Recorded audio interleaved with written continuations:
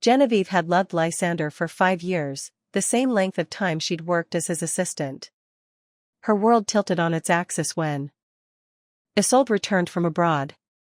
Genevieve's heart plummeted as Lysander introduced Isolde, his smile radiant in a way Genevieve hadn't seen in their 5 years together. Isolde bore a striking resemblance to Genevieve, a chilling realization that explained Lysander's unique treatment of her. Isolde was breathtakingly beautiful, and they appeared to be a perfect match. Where did that leave Genevieve? She managed a strained smile and greeted Isolde. Lysander's invitation to dinner with Isolde, and Isolde's casual acceptance, drowned out all other sounds for Genevieve. The familiar pet name, Izzy, which Lysander had used for Genevieve, now held a cruel irony. For 5 years, it had echoed through her, unknowingly meant for another. Lysander noticed Genevieve's distress, but she masked her pain. In the crowded elevator, Lysander protectively encircled Isolde, his gaze fixated on her, oblivious to everyone else. Genevieve, pressed into a corner, felt suffocated. 5 years of devotion felt like a cruel joke. Memories flooded Genevieve's mind. Lysander's early attentiveness, the teasing from colleagues about their obvious connection, his protectiveness when she made a mistake with a client's contract. All now cast in a harsh new light. Genevieve remembered how he'd ruffled her hair, his eyes softening, inviting her to dinner. That marked the beginning of her unspoken pursuit of him. Genevieve knew Lysander carried a torch for someone who had left him for a wealthier man. She'd hoped he would eventually forget. Now, it was clear that hope was an illusion. In the elevator, Lysander's eyes flickered towards Genevieve, momentarily registering her discomfort, but quickly returned to Isolde, tightening his hold. Genevieve forced a weak smile, understanding that the choice had already been made, long before she even knew there was one. Feigning illness, she excused herself from dinner, catching a knowing glance from Isolde. On the weekend, Genevieve instinctively used the familiar code to enter Lysander's apartment. The scent of him filled the air, fueling her fleeting fantasy of belonging there. A woman's soft moan from the bedroom shattered the illusion. The sound stopped abruptly, followed by a slammed door. Lysander appeared, his lips tight, asking why she was there. Genevieve stood speechless, the unspoken question hanging in the air. Why? Because for 5 years, she had come weekly to clean and care for him, a habit ingrained in her routine. Isolde emerged, her hair disheveled, asking, "Who's that, Lysander?" The scene pierced Genevieve like a knife. Muttering an apology, she fled. Downstairs, a text from Lysander confirmed her dismissal. "Don't come again. Isolde doesn't like it." Her love for him had cost her her pride, reducing her to dust. She'd flown across the country for him, endured scorching heat to get him his favorite treat, all for nothing. Returning home, Genevieve stumbled upon a scene in her building's hallway. A young woman was confessing her love to a man named Silas, who gently rejected her, explaining he was waiting for someone. The woman's heartbreak mirrored Genevieve's own. Impulsively, she advised the woman to move on. Both were startled by her intervention. As Silas turned towards her, a flicker of recognition crossed his eyes. The rejected woman snapped at Genevieve, accusing her of interfering. Genevieve, seeing her own reflection in the young woman's pain, retreated. As she passed Silas, she thought she heard him murmur, "She's really forgotten." Shutting herself in her room, Genevieve finally allowed herself to grieve. Her mother's concerned voice and sigh from outside her door only deepened her sorrow. Genevieve took a leave of absence from work. Strangely, Silas began appearing everywhere she went, his gentle smile and warm eyes a constant presence. 3 days later, Isolde called, suggesting a thank-you dinner for Genevieve's years of caring for Lysander. Genevieve declined but was eventually coerced by Lysander, who framed it as a work-related meeting. Sitting across from Lysander and Isolde at a hot pot restaurant, Genevieve witnessed their burgeoning affection. Isolde placed a sprig of cilantro in Lysander's bowl, a gesture of care that twisted Genevieve's heart. Lysander ate it, A slight frown betraying his dislike. Genevieve knew cilantro was the one food he abhorred. He was willing to compromise everything for Isolde. Lysander, hesitant, finally told Genevieve that he'd always considered her a colleague. The word stung. A year ago, after bringing a drunken Lysander home, he had embraced her, asking for more time. From that moment, Genevieve's hope had soared. Now, she realized she had merely been a placeholder. Maintaining composure, Genevieve acknowledged his statement. Isolde, with a pointed look at Genevieve, offered to set her up with someone. Lysander agreed. Had she been reduced to a commodity to be passed on? Genevieve surprised herself with her calm response. Before she could answer Isolde, Silas's voice cut through the air. That won't be necessary, he stated, she's with me. He leaned in. Whispering to Genevieve, I'm here to help. A warmth spread through her. Someone had noticed her pain. On impulse, Genevieve took Silas's arm. She didn't see Lysander's reaction, but she knew his knuckles were white around his chopsticks. Outside, Genevieve released Silas's hand, thanking him but expressing her unease at his constant presence. Silas's face fell. Don't you remember me? At least you should remember. The scar on your left palm, he said quietly. His vulnerability surprised her. The scar? Genevieve looked at the faint white line on her palm, and memories flooded back. Silas, once a shy, overweight boy named Thaddeus, had been her unlikely friend in middle school. She remembered pushing him during an argument, causing her to fall and cut her hand deeply on a desk. Thaddeus's parents hadn't come to the school meeting. She later learned they were deceased. Feeling sorry for him, she'd befriended him, and he'd become her shadow. After graduation, he moved away with his uncle, and they'd lost touch. Genevieve stared at Silas, his tall frame and handsome features bearing little resemblance to the boy she remembered. Thaddeus? She asked incredulously. He smiled, flexing his now-toned physique. Curiosity overriding caution, Genevieve reached out to touch his abdomen, then quickly withdrew her hand, embarrassed by the intimacy. Silas's smile faltered.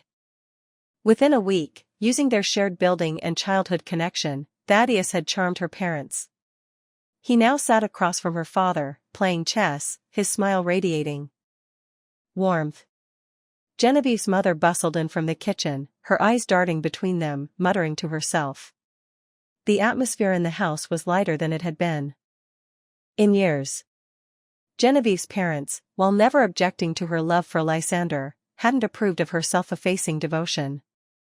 Her mother's constant reminders of Genevieve's lack of sense had always been met by her father's silent, pained gaze. Thinking of Lysander now evoked no pain. She smiled, placing a bowl of fruit beside them. Thaddeus, losing the chess game, playfully blamed Genevieve. He ruffled her hair, his eyes filled with affection. At dinner, Genevieve's mother urged her to show Thaddeus around town. Thaddeus eagerly agreed, his expression triumphant. As they revisited childhood haunts, Thaddeus stopped in a narrow alley, turning to Genevieve expectantly. Do you remember what I said here when we parted? The memory surfaced, a young Thaddeus, earnest in the summer heat, asking, if we meet again, and you're not with anyone, can I pursue you? Genevieve, Thaddeus whispered, his eyes now intense, can I pursue you? Genevieve's heart, dormant for so long, fluttered.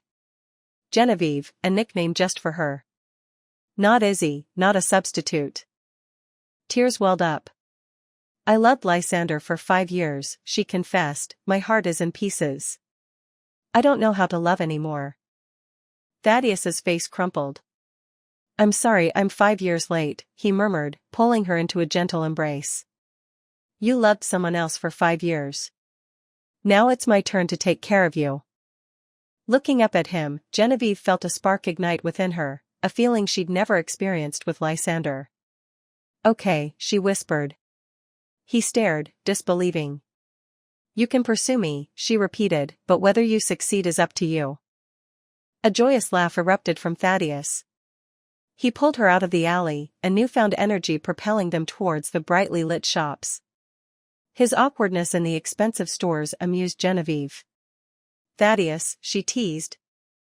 "Have you never courted a girl before?"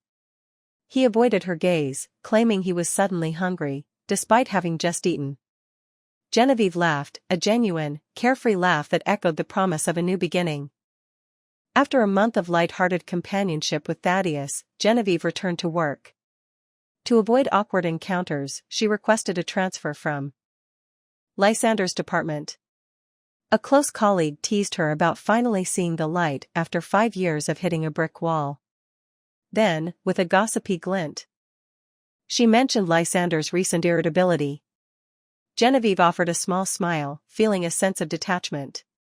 The man whose moods had once dictated her own happiness now barely registered on her emotional Richter scale. A faint melancholy lingered, a residual mark of 5 years of unrequited love. She encountered Lysander a few times. He appeared somber, his suit rumpled. Genevieve greeted him politely, maintaining a respectful yet distant demeanor. Despite the emotional turmoil, she acknowledged his mentorship during her time in his department. He responded with a stiff nod, a flicker of regret in his eyes as they passed. Genevieve knew the signs of his guilt, but further interaction would only prolong the pain. A sudden downpour caught Genevieve unprepared at the end of the workday. Lysander was there, leaning against the wall, smoking, seemingly oblivious to the rain splattering his suit. He offered her a ride, but Genevieve declined. Thaddeus was coming to pick her up. Lysander pressed, his voice husky. Genevieve calmly reiterated her refusal, mentioning her ride. Lysander fumbled with a cigarette, lighting it with several tries. He opened his mouth to speak, but stopped, his gaze fixed on something behind Genevieve. Thaddeus approached, holding a dark umbrella, his eyes cold as they flicked over Lysander. He draped his coat around Genevieve, solicitously asking if she'd waited long. Genevieve smiled, wiping the rain from his hair. His timing was perfect, diffusing the awkwardness with Lysander. As they left, Genevieve glanced back. Lysander stood motionless, smoking, his figure shrouded in a palpable loneliness. In the car, Thaddeus was unusually quiet. Genevieve assumed he was lost in thought until he broke the silence, his voice tinged with insecurity. "You're not still hung up on him, are you?" Genevieve, stifling a laugh, recognized the signs of jealousy. "Aren't you pursuing me anymore?" she teased. He gritted his teeth, "Yes." "Then don't worry," she replied, "I'm unattached. You might just catch me quickly." A spark lit in Thaddeus's eyes. He took a shortcut home, pulling into his parking spot. Inside, he pinned Genevieve against the wall, their faces close. His features, softened by tenderness, made her heart race. "Is this an outdated pickup line?" she asked breathlessly. He released her, a look of disappointment clouding his face. It wasn't ineffective, he just hadn't noticed the blush creeping up her neck. After the rain stopped, Thaddeus showered Genevieve with attention, dinners, shopping trips, a movie, albeit a documentary. "This tastes strange," Genevieve commented, holding up her drink. Thaddeus took a sip from her straw, pronouncing it perfect. Genevieve, noticing the lipstick mark, realized his perfect referred to something else entirely. His obliviousness made her laugh. "Thaddeus," she declared, "I'm calling you Theodore from now on." Theodore meaning gift of God, but playfully referencing his cluelessness, like the name Dory from Finding Nemo. "Am I slow?" he asked, puzzled. "Yes," she affirmed, smiling. Back home, removing her makeup, Genevieve realized she was still smiling. Her phone rang. It was Lysander, inviting her for a meal and a conversation. In the past, she would have braved any storm to see him. Now, looking at the dark night outside, she told him to say what he needed to over the phone. He sighed, suggesting they reschedule. Some things, once broken, could not be mended. Genevieve's mother became increasingly curious about her relationship with Thaddeus. The truth was, it hadn't progressed beyond friendship. The experience with Lysander had made Genevieve cautious. She felt something was missing. One evening, Thaddeus, with an air of mystery, invited Genevieve to watch the stars by the river, despite the starless sky. A friend of Thaddeus was waiting. After Thaddeus excused himself to make a call, his friend confided in Genevieve, explaining Thaddeus's lack of romantic experience, despite receiving countless love letters. He's been carrying a torch for someone since middle school, for 12 years, he revealed, waiting to see you again.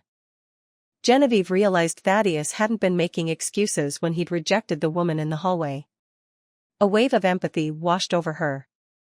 What he must have endured. The missing piece clicked into place.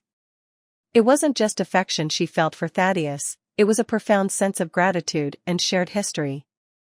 Thaddeus's friend smiled, speaking into a walkie-talkie. Fireworks erupted, showering the riverbank with light and color. Thaddeus approached, holding a bouquet of tulips. Genevieve, he asked, will you be my girlfriend? Tears welled in Genevieve's eyes. Why are you so good to me? She asked. After my parents died, he replied, his voice thick with emotion, my world was dark. You showed me the light. He repeated his question. Genevieve, nestled in his arms, whispered her acceptance. Genevieve, he murmured, I finally found you again. This, she realized, was what love was supposed to be. The following days were filled with Thaddeus's attentive gestures. He showered her parents with gifts, perfectly chosen to suit their tastes. Are you proposing already? Genevieve teased. His eyes lit up. I'll start preparing right away, he declared. Genevieve, realizing he was serious, explained that proposals didn't usually happen on the second day of a relationship. He truly was Theodore. Her parents' joy stemmed not from the gifts, but from seeing their daughter finally free from a painful past. Thaddeus devoted his time to Genevieve, claiming he was taking a break from his demanding work in Shanghai. However, she knew he worked remotely every night. Until dawn, then rose early to take her to work. She urged him to rest, but he persisted. A chance encounter with Lysander revealed Thaddeus's true motive. On a chilly winter morning, as Thaddeus dropped Genevieve off at work, his eyes darted around before he suddenly pulled her close for a lingering kiss, then looked up with a triumphant grin. Genevieve followed his gaze and saw Lysander standing by a flower bed, his face pale, his fists clenched. Thaddeus had been strategically staging these displays of affection for Lysander's benefit. Her Theodore was more cunning than he appeared. The memory of the kiss warmed Genevieve throughout the morning. A colleague, noticing her distraction, teased her. Genevieve blushed, offering a vague excuse. Thaddeus now occupied a significant place in her heart, while Lysander had faded into a distant memory. It wasn't that her love for Lysander had been shallow, it was the exhaustion of unrequited affection that had slowly eroded it. Thaddeus, armed with 12 years of devotion, had arrived at the perfect time. Genevieve, her colleague, nudged her, breaking her reverie. Did you hear? Lysander and Isolde broke up. She dumped him for someone richer. Genevieve felt a pang of sympathy. Another game of unrequited love. Isolde had probably never intended a future with Lysander, seeing him as a fallback option. Fate had played a cruel joke. Lysander, who had used Genevieve as a substitute, had become a substitute himself. The news barely ruffled Genevieve, unlike Lysander, who appeared devastated. She felt a twinge of pity. He didn't deserve this. During her lunch break, Genevieve ran into Lysander again. His disheveled appearance spoke volumes about his emotional state. He reminded her of the first time they'd met. Lysander slumped on his office sofa, smoking, a shadow of sadness in his eyes. Seeing her, he'd straightened up, a flicker of interest in his gaze. Would you like to work for me? I'll teach you everything, he'd offered. Perhaps it was the smoke that had blurred her vision that day, leading her to agree.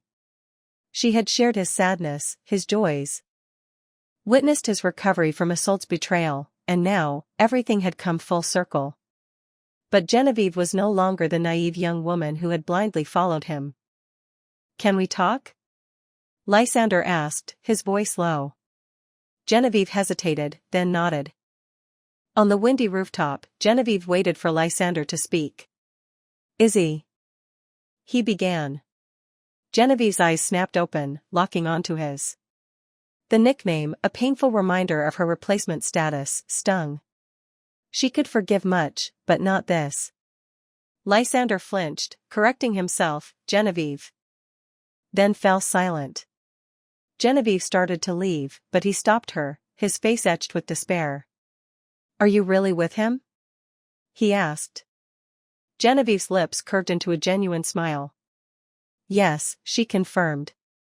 "I regret it," Lysander confessed, pain evident in his eyes. "I was blinded by my past heartbreak. I shouldn't have fallen for you without realizing it." He reached out, his hand trembling.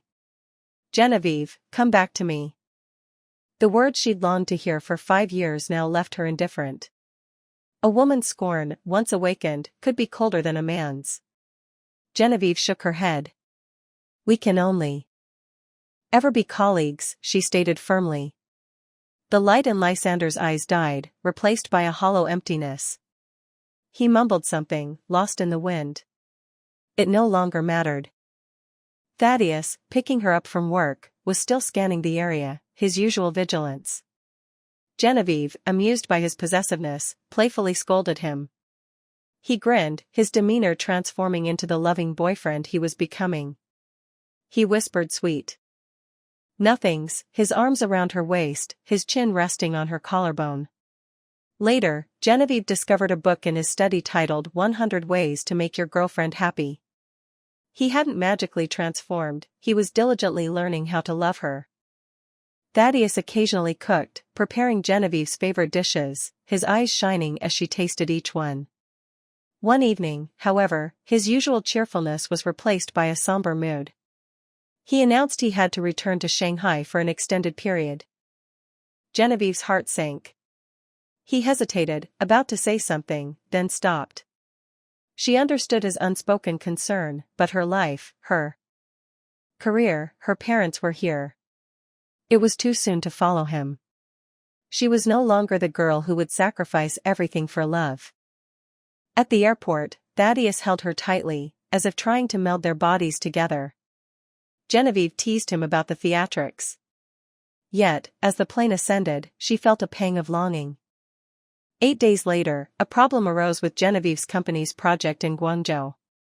Since she had secured the contract with Lysander, they were both assigned to resolve the issue, along with 2 other colleagues. Genevieve informed Thaddeus during their evening call. A long silence followed, punctuated only by his breathing. She sensed his unease, but reassured him, "Get some rest. I'll wait for you." On the flight to Guangzhou, Lysander switched seats, to sit beside Genevieve. He seemed to have made an effort with his appearance, looking more polished than usual. He offered her a black coffee. "I know you like it too," he said. Genevieve gestured to her thermos. "I drink sweet tea now." He tightened his grip on the cup. "You've even changed your preferences?" he asked quietly. She had never truly liked black coffee, only pretending to share his tastes. She offered a faint smile, saying nothing. After days of intense negotiations, they salvaged the contract. That evening, Lysander intercepted Genevieve outside the hotel, suggesting a walk. She noticed his attentiveness, his subtle attempts to rekindle their connection. But some things couldn't be fixed. Pleading tiredness, she declined. Sensing her dismissal, Lysander, his eyes reddened by alcohol, grabbed her hand. "Genevieve," he pleaded, his voice hoarse, "let me make it up to you." Genevieve, looking at her reddened hand, calmly replied, "Lysander, don't make me lose respect for you." He pulled her closer, his breath ragged. I don't believe you can just let go of 5 years so easily, he insisted. As Genevieve struggled against his grip, a familiar figure appeared in the distance. Thaddeus, his face grim, stood beneath the swaying trees. Lysander, let me go, Genevieve cried. Lysander froze, releasing her, a look of defeat washing over him. I'm sorry, he whispered. Genevieve felt no anger, only relief as Thaddeus approached. Theodore, she began to explain. Thaddeus placed a finger on her lips. No explanations needed. I trust you. He glanced at Lysander, then gently drew Genevieve close. Genevieve, he said softly, promises are empty. I'll show you how I feel. He took a ruby pendant shaped like a candy from his pocket and fastened it around her neck. I know asking you to move to Shanghai would be a difficult choice. So, I've moved my business here. We won't be separated again. Tears welled up in Genevieve's eyes. We won't, she agreed, her voice thick with emotion. Under the hotel lights, Lysander's shoulders slumped. I pushed her away, he murmured. Thaddeus turned, a slight smile playing on his lips. Thank you for that. You needn't worry about her future anymore. A harsh statement, perhaps, but Thaddeus was entitled to his jealousy. The end.